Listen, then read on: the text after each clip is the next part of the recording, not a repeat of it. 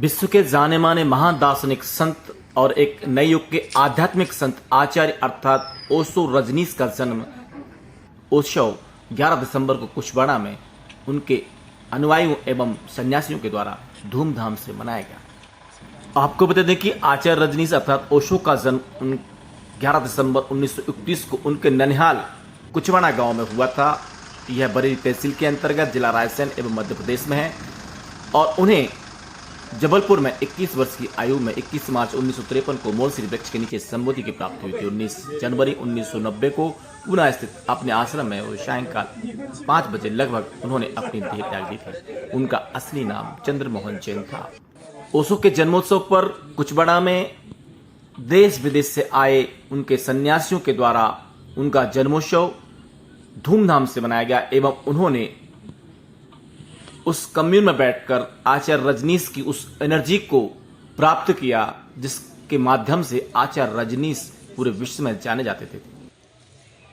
वैसे तो पूरे भारत देश में और विश्व में आचार्य रजनीश के कई कम्यून हैं, ओशो ध्यान केंद्र है, लेकिन कुचवाड़ा और गाडरवारा और जबलपुर एक ऐसे स्थान है जहां आचार्य रजनीश का लगाव रहा है। इन्होंने कुचवाड़ा में अपना बचपन बिताया है, गाडरवारा में इन्होंने बाल्यकाल में शिक्षा प्राप्त की है, वहीं जबलपुर में इन्होंने शिक्षा प्रदान भी की है। इसके चलते ये तीनों स्थान काफी महत्वपूर्ण हो जाते हैं और यहाँ इतनी एनर्जी है, चाहे वो कुचवाड़ा हो, चाहे गाडरवारा हो या जबलपुर हो, कि यहाँ के लोग इस ऊर्जा को प्राप्त करने के लिए लगातार देश विदेश से आते हैं और इन स्थानों पर ध्यान कर आचार्य रजनीश की उस ऊर्जा को प्राप्त करने की कोशिश करते हैं।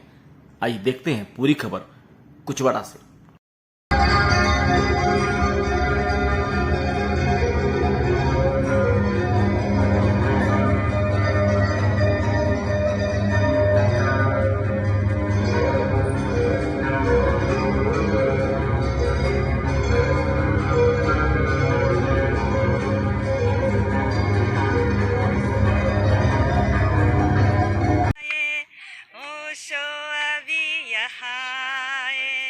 सूरज जरा क्षितिज के उस पार जाकर है, ओशो गाए कहाँ है, ओशो अभी यहाँ है। सूरज जरा क्षितिज के उस पार जाकर है।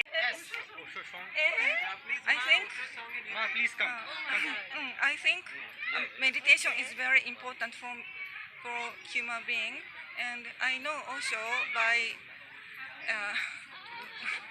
watching book, reading book, and meditation makes me happy and calm. I appreciate everything. Thank you. क्या नाम है आपका?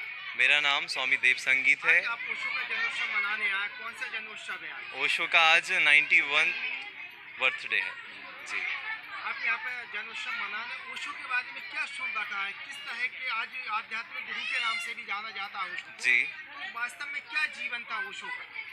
ओशो का जीवन जहाँ तक मैं अभी तक समझा हूँ और जो मैंने जिया है कि ओशो संपूर्णता सिखाते हैं। ही टीचर्स कंप्लीटनेस, जिसको हम संपूर्णता बोलते हैं। तो हंसो, गाओ, नाचो। मैं गिटारिस्ट हूँ और म्यूजिशियन हूँ, तो मेरे लिए मतलब ओशो ने जो मुझे दिया वो है कि आप म्यूज़िक को भगवान मान लो। मतलब संगीत से ही आपको परमात्मा की प्राप्ति हो सकती है। तो मैं जब भी म्यूज़िक बजाता हूँ, अपना गिटार प्ले करता हूँ, तो मेरे को लगता है कि मैं मतलब दूसरी दुनिया में चला गया हूँ या मैं बचा ही नहीं हूँ। तो मतलब ओशो की दुनिया में मैं चला जाता हूँ। आज आप ओशो के जन्म स्थान पे आए, क्या स्थिति हो, क्या चाहते हैं इस स्थान के लिए?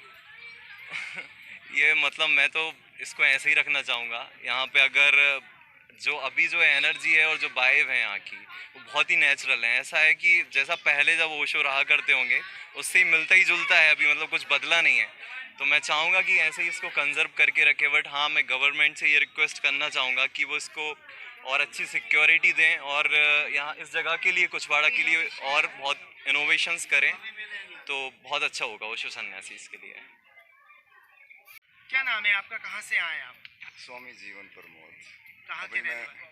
अभी 5 साल से मैं कुचवाड़ा में ही रहता हूँ। कुचवाड़ा में। वैसे मेरा जन्म स्थान दिल्ली का है, वहीं पे मेरा पढ़ाई लिखाई हुई है। ओशो ने विश्व में आध्यात्म का ज्ञान दिया है, लेकिन आज उनके बात स्थान की बात की जाए, प्लेसमेंट की बात की जाए, तो कहीं ना कहीं ये स्थिति में है कि उसके लिए आप लोग क्या सोच रहे हैं? ये तो बहुत छोटी मोटी बात है, बर्थ प्लेस वगैरह जो आपका प्रश्न है। उदाहरण के लिए ओशो, अकेले ओशो में पूरी पृथ्वी में जितनी भी विश्वविद्यालय हैं जी, उस एक इनलाइटन मास्टर में समा सकते हैं। एक केवल ओशो में सारे विश्वविद्यालय समा सकते हैं। इस आज तक के इतिहास में 1 लाख पुस्तक जिन्होंने पढ़ी है वो ओशो है। हर विषय पे उन्होंने बोला है, ठीक है। नंबर 1 बात।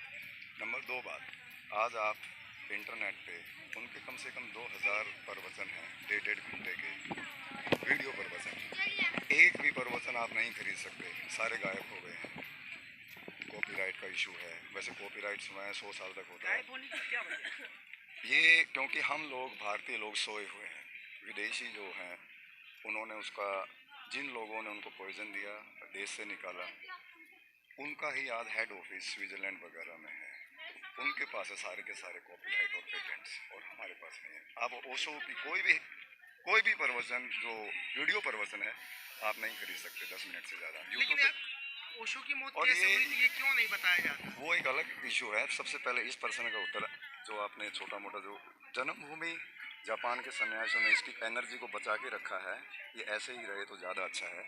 ये बहुत अच्छा है, जो है बहुत अच्छा है। इसमें कोई, यहाँ पे कुचवाड़ा में कोई इशू नहीं है। बहुत सुंदर आश्रम है, दूर दूर से लोग आते हैं। कोरोना के कारण बस बंद थे, सभी आश्रम बंद थे। मेन जो इशू है वो है उनकी इंटेलेक्चुअल प्रॉपर्टी, उसके ऊपर किसी का भी ध्यान नहीं है, सरकार का भी ध्यान नहीं है। सबसे ज्यादा ओशो को कौन सा देश मानता है? सबसे ज़्यादा तो भारत में भी हैं सन्यासी, विदेश में भी हैं ज़्यादा, हर देश में है। यूएसए में है, जर्मनी में है। प्रतिशत देखा जाए तो आज भी यूरोप में जो प्रतिशत है, अगर जनसंख्या की प्रतिशत से हम तुलना करें तो यूरोप में सबसे ज़्यादा है प्रतिशत के हिसाब से। संन्यास का अंतर्विलाप है। और वैसे मुझे गोपाल कामरा पढ़ते हैं। कहाँ के रहने वाले हैं? मैं गाजियाबाद का रहने वाला हूँ। ये बताइए, आपने ओशो की बहुत सारी पुस्तकें पढ़ी होंगी, बहुत ग्रंथ पढ़े होंगे। हाँ जी। देखिए, एक ऐसा ग्रंथ है जिसको लोगों ने कुछ अलग तरीके से प्रस्तुत किया है, लोगों ने अलग तरीके से देखा है, संभोग से समाधि तक। तो क्या है इसका पूरा का पूरा औचित्य? देखिए, ओशो ने जो संभोग से समाधि तक बोला है, उसको किसी ने अभी, जो लोग बातें कर रहे हैं वो समझे नहीं उसको। वो क्या, उनका कहने का ये अर्थ है कि आप ऊर्जा, जिस ऊर्जा से पैदा हुए हो वो संभोग की ऊर्जा है। संभोग के द्वारा आप पैदा हुए हो, ठीक है।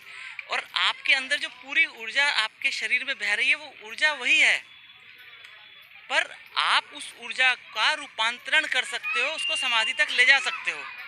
तो उसमें सारा प्रेम के बारे में और किस तरीके से हम अपनी ऊर्जा का रूपांतरित काम से राम की तरफ कर सकते हैं, ओशो ने ये बताया।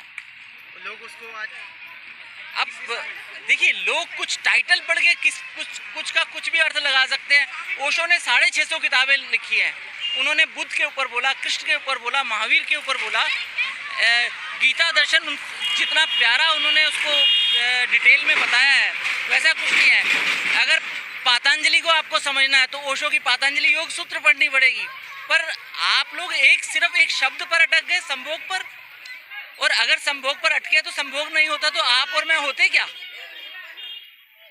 तो हर शब्द को गलत धारणा से आप ले रहे हो। उसको पढ़ के देखो, उसको जान के देखो, सिर्फ शब्द पे मत जाओ।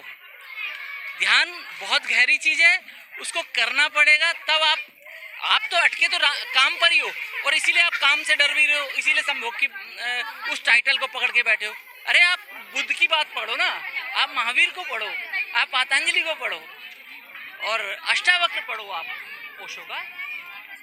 और हर जगह उन्होंने एक ही बात कही है, चाहे वो संभोग से समाधि हो या अष्टावक्र हो, कि ध्यान को किस तरीके से आपको अपने लिए बढ़ाना है, कैसे आगे बढ़ना है।